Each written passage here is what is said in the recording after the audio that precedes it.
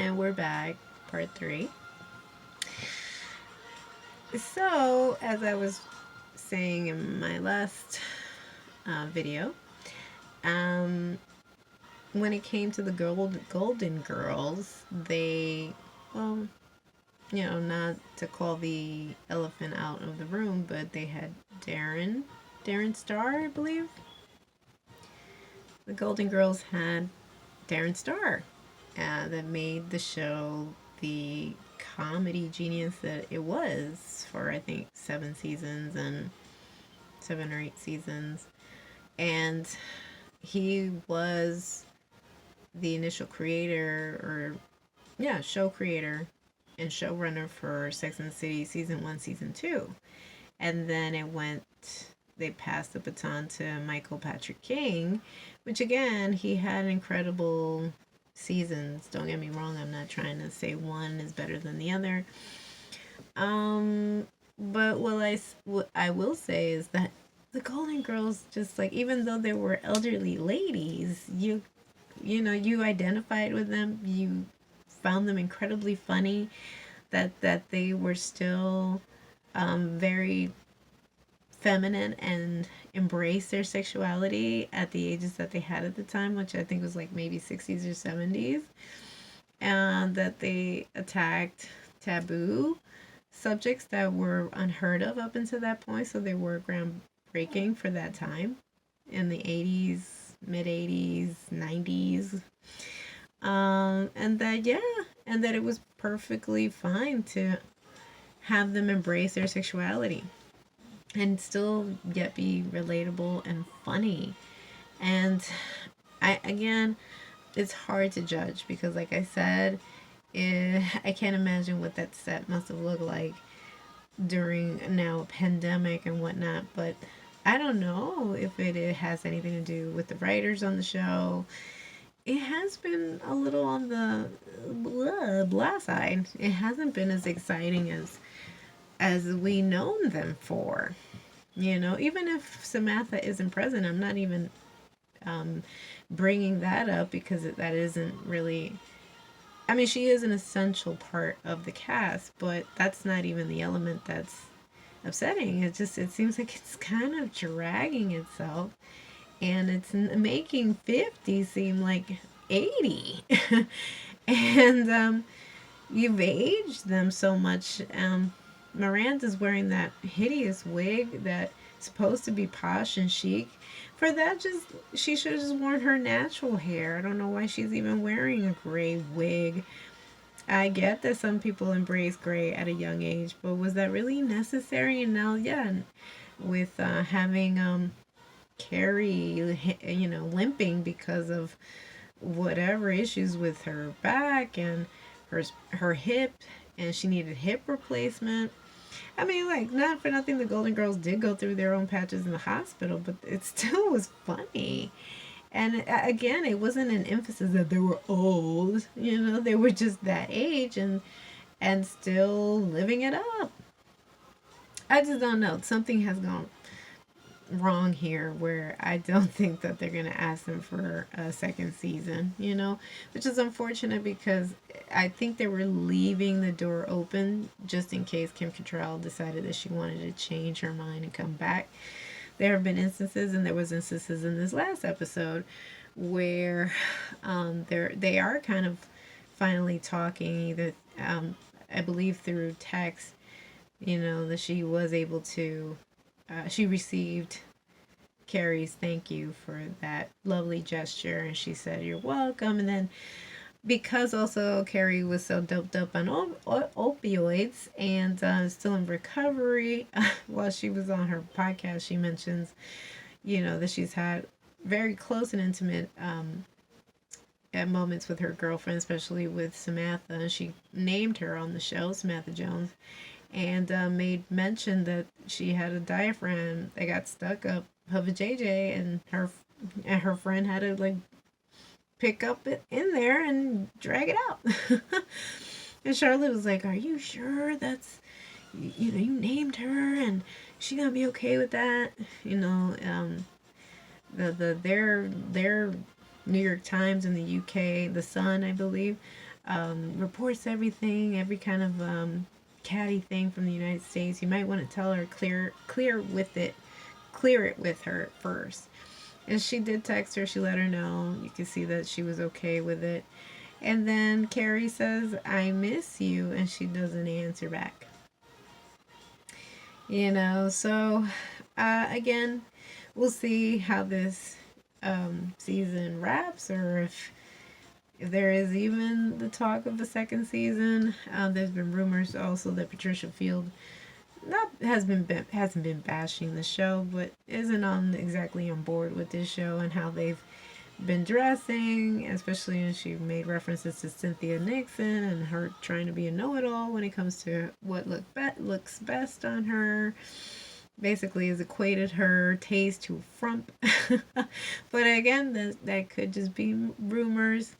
Not 100% sure.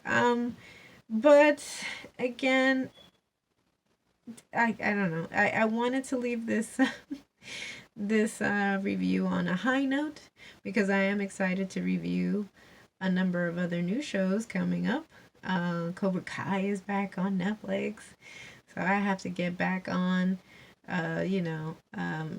binge watching because that just released today and I haven't had a chance, and I don't want any spoilers, so I want to invest in it. I'm going to be watching it probably all day long. And a number of other shows that are coming out, I think on Hulu. Ooh, I just saw the trailer for the Pamela Anderson from that Baywatch era when she was married to Tommy Lee. There's a new series that I think it's going to drop soon or in February on Hulu. So I'm excited to see that. That seems really trashy good. Is when the infamous tape got leaked. So I'm looking forward to seeing that. I still have to review Matrix Resurrections, which I liked. And yeah, there's a few other shows that are coming, so stay tuned for that. And I have to play it out with this song in particular. This came out, like, I want to say, like, in 2017. I think his name is Finally Aaron. I'm not sure, but this video went viral, and I thought it would be a great way to pay homage. It's not the traditional theme from the Golden Girls. We all know the Golden Girls theme if you're a fan, but the way this brother sings it, you have got to hear him belt out "Thank you for being a friend," and there's just no better way to pay homage to our Betty White. It really did hurt. It hurt me. This one hurt because, again, I grew up watching her, and she and the three other ladies, and they're just so synonymous with my childhood. And the camaraderie they had on that show was so fun to watch. Can't tell you how many times I'd catch it on Lifetime, and I'd catch it on the Hallmark Channel. And it's just, she was the last standing Golden Girl. So I know I'm getting teary-eyed for someone I never met. But, may she rest in peace. And I want to play this out with this incredible song that he built it out. Oh, yeah. Oh, what a talented man. So we started from the bottom, now we're here, girl. Oh, yeah. This is my part right here. Ooh, if I did everything,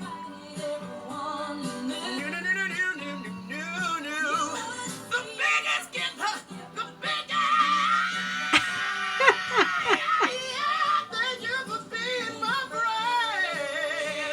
Oh, he did a phenomenal job. Hallelujah.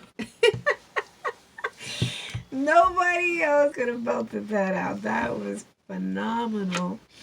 If you catch it on YouTube and or you watch it on Instagram, please make sure you give it a like. But it really does bring me to tears. I didn't want to be teary-eyed on New Year's, but may she rest in peace. What an incredible trajectory, life she led. I know a movie is going to be in the works because she really was an amazing, amazing human being, humanitarian, pet lover. Oh my God. But so, I know she was elderly and everything, that, she would eventually, but she was just 1 month shy of being 100. I was like, couldn't you just give her one more year? I don't know. But again, that's how life is. It's silly. It's silly. I don't know. It's just silly. But that show meant a great deal to me. So, all right. Till next time, guys. And I hope my review has been helpful. And stay tuned. I'll see if the show gets better. And just like that. And I'll let you guys know. I do like at least the music that they're picking. And the last scene when they played out that song, she had her fabulous, she finally looked her age in her 50s. Fabulous in 50. She had a beautiful Sarah Jessica Parker. She had a very beautiful glittery dress on and these beautiful Manolos to match. And they had this song Jungle Keep Moving, which cemented the episode perfectly. So yes, if you liked my review, leave us a like. Leave us a comment down below if you want to be in the loop for my next video, my next review or haul. Hit the subscription button and hit the notification button so you can be alerted of my next video. Until next time, y'all. Let's play this out for SJP and a cheers to Miss Betty White. What a beautiful life it's been for her. It was for her. Rest in peace, Betty White.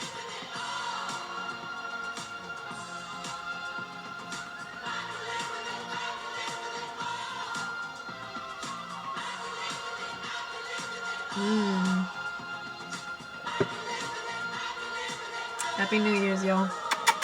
XOXO, Nerdy Girl.